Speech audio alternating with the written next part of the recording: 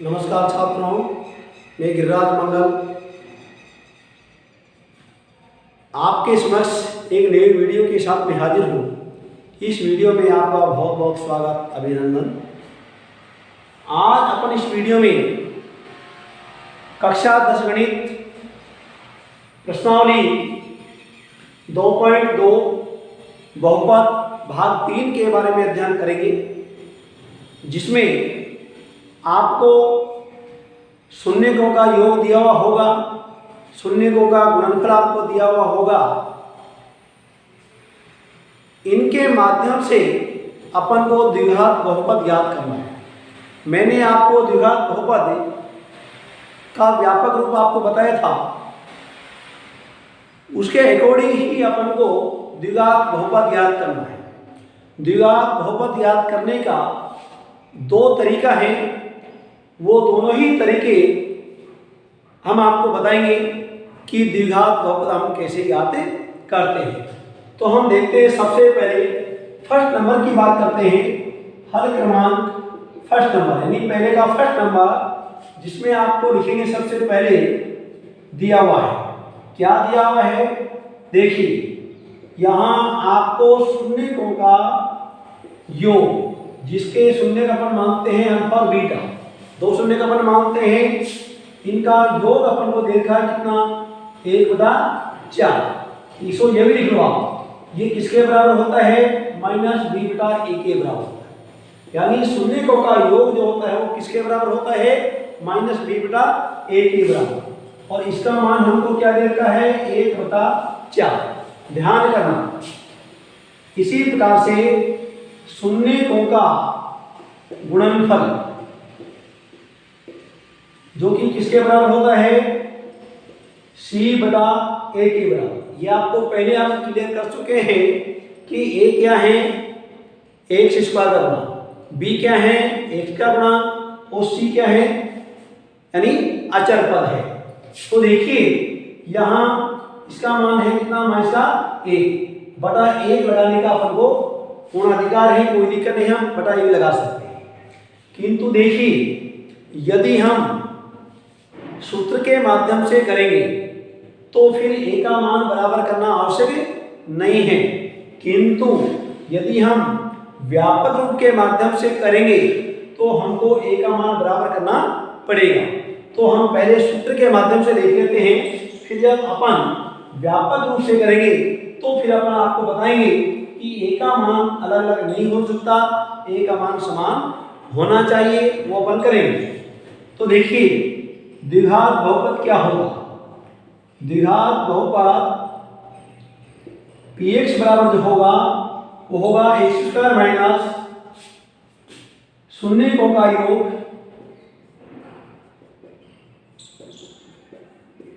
Into x, ये शून्यकों का योग है, प्लस शून्यकों का गुणनफल, ये शून्यकों का गुणनफल के। अब देखिए, यहाँ x² लिख दीजिए आप, लिखने के बाद माइनस शून्यकों का योग कितना है वो लिख दीजिए। कितना है? 1/4, और यहाँ x लिख दीजिए, और इसके बाद में जो है वो आप शून्यकों का गुणनफल लिख दीजिए। कितना है? -1 x² माइनस शून्यकों का योग इंटू x और प्लस शून्यकों का गुणनफल। x² माइनस जब गुणा करेंगे तो 1/4 हो रहा है, और ये माइनस 1 है। जब तीनों पदों में से कोई सा भी पद भिन्नात्मक है तो अपन को सभी को भिन्नों के रूप में लेना पड़ेगा, और लेने के बाद फिर उसका एलसीएम यानी लघुत्तम आपको लेना पड़ेगा। लघुत्तम तीनों पदों का कितना रहा? 1 और 4 का 4। 1 का भाग 4 में दिया, 4 बार गया, 4 से गुणा करेंगे अपन x², कितना हो गया? 4x²। 4 में 4 का पूरा गया, x हो जाएगा। 4 में 1 का 4 बार गया, 4 का 4 हो जाएगा। अब देखिए, ये हो गया। ये होने के बाद ध्यान करना, ये px के बराबर कर रहा है, किंतु ये बटा 4 हट जाएगा। क्यों हट जाएगा? आपको क्लियर कर दूं। जब किसी भी द्विघात बहुपद से अपन शून्य ज्ञात करते हैं तो उस द्विघात बहुपद को किसके बराबर करते हैं अपन? शून्य के बराबर। क्यों करते हैं? गुणनखंड करके फिर शून्य के बराबर करते हैं। तो जो ही बराबर शून्य से करेंगे तो शून्य किससे गुणा हो जाएगा? 4 से, और उसका मान शून्य हो जाएगा। इसलिए 4x² माइनस का 1 और माइनस का 4, ये px बराबर हो गया, ये अभिष्ट द्विघात बहुपद हो गया। अभिष्ट द्विघात बहुपद, इसको अपन लिख देंगे अभिष्ट द्विघात बहुपद। आपको जो प्राप्त हुआ है वो क्या हो गया? 4x² माइनस का x और माइनस का 4, ये आपको जो है अभिष्ट द्विघात बहुपद प्राप्त हो गया। और इसी सवाल को जब अपन गुणांकों के माध्यम से, व्यापक रूप के माध्यम से करते हैं तो देखिए कैसे करते हैं, ये आप देखिए, ध्यान करना।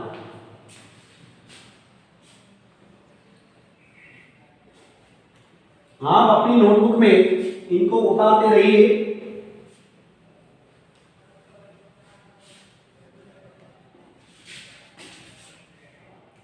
जब व्यापक रूप से करेंगे तो मैंने आपको क्या बताया, ए यानी ए समान है इसलिए मान भी समान होना चाहिए। बी और सी का मान अलग अलग हो सकता है, किंतु जो इक्वल चरपद है उसका मान अलग अलग नहीं हो सकता। इसलिए यहाँ 4 है तो यहाँ भी आपको 4 करना पड़ेगा। कैसे करेंगे? 4/4 आपको करना पड़ेगा, क्योंकि नियम है भिन्न का, अंश व हर को समान संख्या से ही गुणा किया जा सकता है। तो कितना हो जाएगा? माइनस का 4/4। अब इसकी वैल्यू तो वही माइनस का 1 है, आप देख लीजिए वैल्यू में कोई अंतर नहीं है, किंतु उसका रूप चेंज हो गया। अब यहाँ जब आप देखेंगे तो आपको क्या प्राप्त हो गया? अब ए का मान आपको क्लियर प्राप्त हो गया 4, तो देखिए बी का मान कितना हो गया? माइनस बी का मान जब 1 है तो बी का मान फिर क्या हो गया? माइनस का 1 हो गया। और सी का मान क्या प्राप्त हो गया आपको? सी का मान देखिए, सी का मान आपको प्राप्त हो रहा है माइनस का 4। इस प्रकार से ए के मान समान करने के बाद ए, बी और सी का मान आपको प्राप्त हो जाएगा। तो द्विघात बहुपद आप लिख दीजिए, द्विघात बहुपद ये px बराबर क्या होगा? देखिए ax² प्लस का bx और प्लस c, ये क्या है? द्विघात बहुपद का व्यापक रूप है। अब यहाँ लिख दीजिए a का मान कितना है? 4, ये 4x² हो गया। b का मान कितना है? माइनस, ये माइनस, b का मान 1 है इसलिए गुणांक अपन 1 लिखते नहीं, आपको ध्यान होगा, ये माइनस 1 से लेगा। और c का मान कितना है? माइनस का 4। तो दोनों प्रकार से आपने देखा होगा कि अपन ने जब सूत्र के माध्यम से किया था तब भी अपन को यही द्विघात बहुपद प्राप्त हुआ था, और व्यापक रूप से जब अपन ने इसको किया, हल किया, तो भी अपन को वही द्विघात बहुपद प्राप्त हुआ है।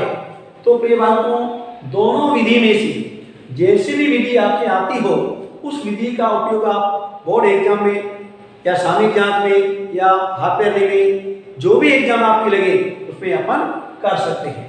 अगला क्वेश्चन देखते हैं। देखिए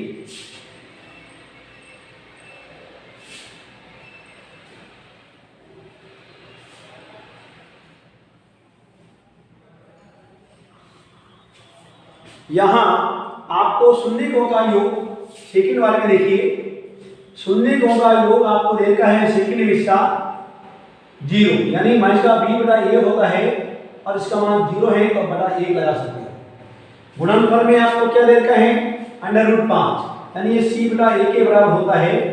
यहाँ √5 आपको दे रखा है, बटा 1 आप लगा सकते हैं। यहाँ तो कोई आपको दिक्कत ही नहीं आएगी क्योंकि a का मान दोनों में इक्वल है, इसलिए कोई दिक्कत नहीं। तो यहाँ इसको लिख भी दीजिए, a बराबर क्या है? a बराबर 1 हो गया। b का मान यहाँ जब माइनस b का मान 0 है तो b का मान भी 0 होगा। क्यों? 0 का कोई चिन्ह नहीं होगा। और c का मान क्या हो गया? √5। यहाँ अपन ने a, b और c का मान भी प्राप्त कर लिया। तो किंतु सबसे पहले हम कौन सी विधि से करना चाहते हैं? समीकरण के माध्यम से। तो देखिए द्विघात बहुपद पी एक्स बराबर क्या होगा, एक्स स्क्वायर माइनस शून्य को का योग इंटू एक्स प्लस शून्य को का गुणनफल। या आप लिख सकते हो एक्स स्क्वायर माइनस शून्य को का योग। शून्य को का योग देखिए आप कितना है, यहाँ पर शून्य को का योग यहाँ पर कितना आ रहा है आपको देख रहे हैं आप सब। शून्य को का योग आपको 0 दे रखा है, कितना दे रहा है 0 इंटू एक्स और शून्य को का गुणनफल कितना दे रखा है आपको √5 दे रखा है। यह √5 दे रखा है।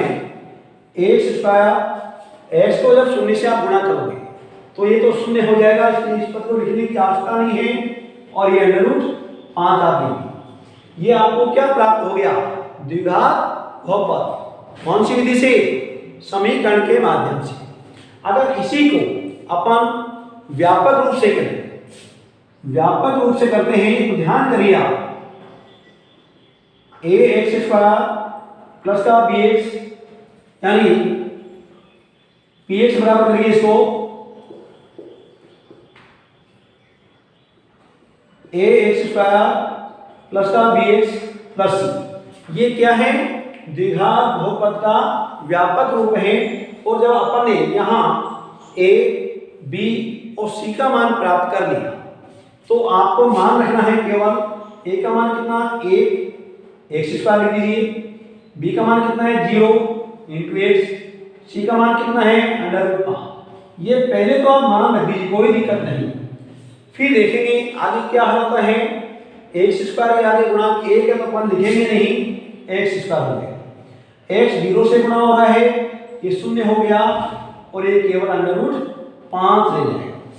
तो आप देख रहे हैं कि दोनों प्रकार से, दोनों विधियों से अपन को जो द्विघात बहुपद प्राप्त हुआ वो क्या प्राप्त हुआ, एक्स स्क्वायर प्लस √5। इस प्रकार से अपन दोनों विधि से, जैसी भी विधि अपन से आती हो या आपको इजी लगती हो उस विधि से अपन इसको हल कर सकते हैं। इसका लास्ट सवाल देखिए,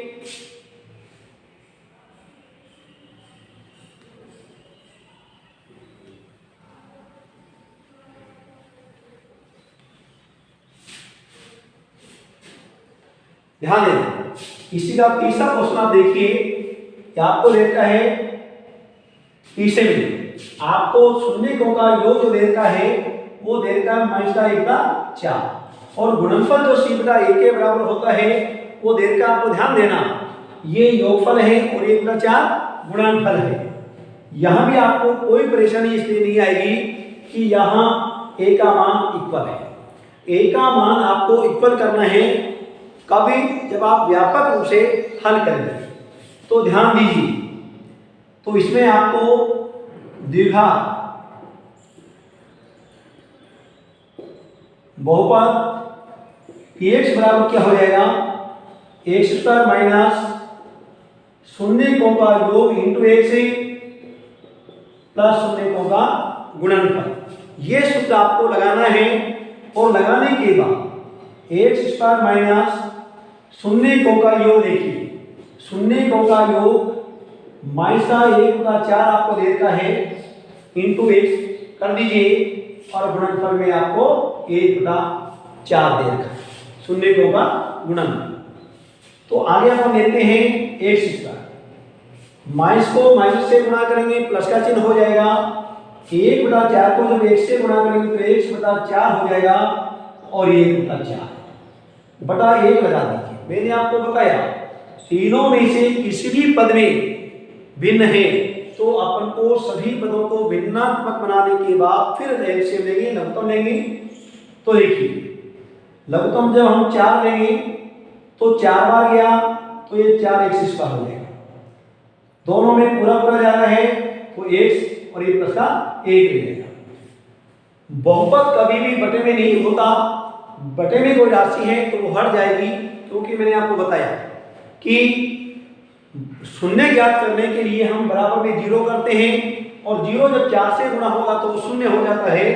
तो आपको अभिष्ट द्विघात बहुपद क्या प्राप्त हो गया, ये आपको अभिष्ट द्विघात बहुपद प्राप्त हो गया। कौन सा, 4x² प्लस का x प्लस का 1।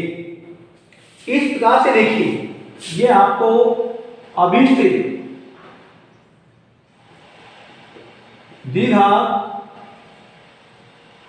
बहुपद प्राप्त हो गया। अब जब हम व्यापक रूप से करते हैं, ध्यान देना, जब व्यापक रूप के माध्यम से अपन करेंगे तो क्या है, A X square B X plus, ये द्विघात बहुपद का क्या है, व्यापक रूप है। और इसके अकॉर्डिंग जब अपन द्विघात बहुपद प्राप्त करेंगे तो अपन को क्या चाहिए, ए का मान, बी का मान और सी का मान चाहिए, जो कि अपन ने यहां ले लेंगे। ध्यान देना, यहां पर लिख दीजिए प्लीज, ए बराबर क्या हो गया आपके 4 हो गया, बी बराबर देखिए माइनस के स्थान पर माइनस है तो बी का मान आगे भी 1 हो गया और सी का मान भी यहाँ पर कितना है, 1। बी और सी का मान यहाँ पर 1 है और ए का मान 4 है।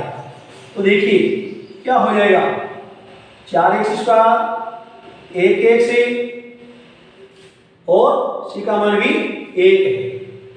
4x स्क्वायर गुणांक अपन 1 लिखते नहीं है तो ये क्या हो जाएगा, 1 से और प्लस का 1।